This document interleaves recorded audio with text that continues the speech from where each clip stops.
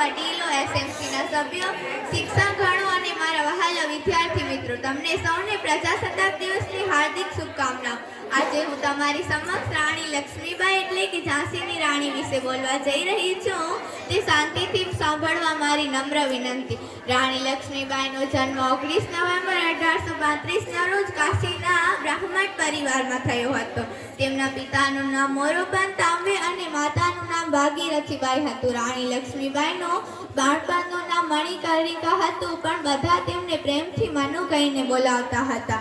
રાણી લક્ષ્મીબાઈ બાળપણથી જ વિશિષ્ટ પ્રતિભા ધરાવતા હતા। તેમના પિતાએ તેમને શરૂઆતથી જ ઓળખી લીધું હતું અને જ્યારે લોકો પોતાની દીકરીઓના શિક્ષણને વધારે મહત્વ ન આપતા ત્યારે તેમણે રાણી લક્ષ્મીબાઈને ઘરે જ શિક્ષણ અપાવ્યું અને એક વીર યોદ્ધાની જેમ આત્મરક્ષા, યુદ્ધનું શિક્ષણ, સૈન્ય શિક્ષણ, નિશાનેબાજી વગેરેની તાલીમ પણ અપાવી।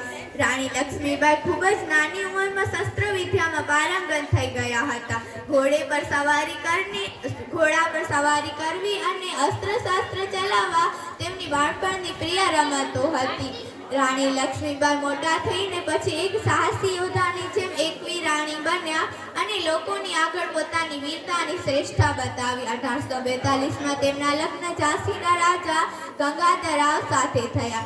1851માં તેમને ત્યાં એક પુત્રનો જન્મ થયો, પરંતુ 4 મહિના પછી તેનું મૃત્યુ થઈ ગયું।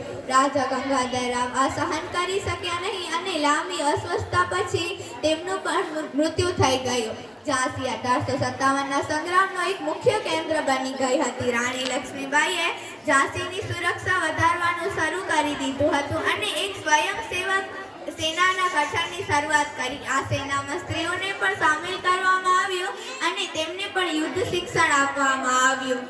અસામાન્ય લોકોએ આ વિદ્રોહને સહયોગ આપ્યો। પછી 1857માં પાડોશી રાજ્યોના રાજાઓએ ઝાંસી પર આક્રમણ કરી દીધું, પરંતુ રાણી લક્ષ્મીબાઈએ તેમને સફળતાપૂર્વક નિષ્ફળ કરી દીધું। 1858ના માર્ચ મહિનામાં બ્રિટિશ શાસને ઝાંસીને ઘેરી લીધું હતું। 2 અઠવાડિયાની સતત લડાઈ પછી રાણી લક્ષ્મીબાઈ ઝાંસીથી ભાગીને કાલપી પહોંચ્યા। ત્યાં તેઓ તાત્યા ટોપેને મળ્યા અને 18 જુલાઈ 1858માં તેઓ વીરગતિ પામી ગયા। અંગ્રેજો વિરુદ્ધ રણયજ્ઞમાં પોતાના પ્રાણોનું બલિદાન આપવાવાળા રાણી લક્ષ્મીબાઈનું નામ સર્વોપરી માનવામાં આવે છે। ચમક ઉઠી સન 57 में वह तलवार पुरानी थी, चमक उठी सन 57 में वह तलवार पुरानी थी, बुंदेलो हर बोलो के मुख हमने सुनी कहानी थी, बुंदेलो हर बोलो के मुख हमने सुनी कहानी थी, खूब लड़ी मर्दानी वो तो झांसी वाली रानी थी, वो झांसी वाली रानी